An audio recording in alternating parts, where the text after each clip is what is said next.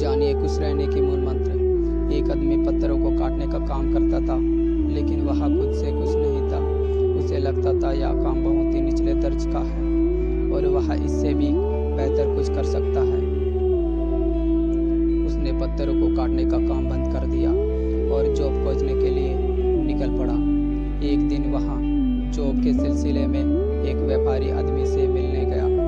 वहाँ उसने एक व्यापारी का घर देखा। घर देखते ही उसके मन में ख्याल आ गया कि काश वह भी एक अमीर बिजनेस आदमी बन पाता और उसके पास भी इतनी ही बंगला होता। ईश्वर ने उसकी सुन ली और उसे एक व्यापारी बना दिया।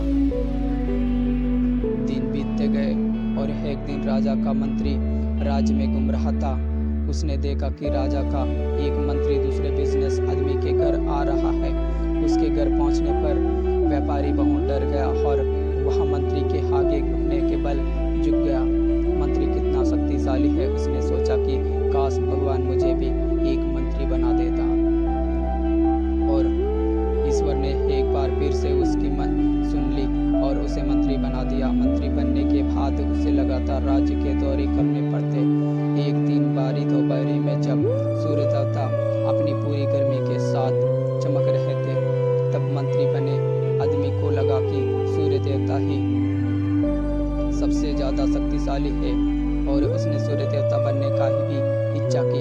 ईश्वर ने उसे सूर्य देवता भी बना दिया। सूर्य देवता बनने के बाद उसने महसूस किया कि बादल सूर्य देवता की किरण को रोक देते हैं। उसे लगा कि बादल बनकर वह ज्यादा खुश होगा और ईश्वर ने उसे बादल भी बना दिया।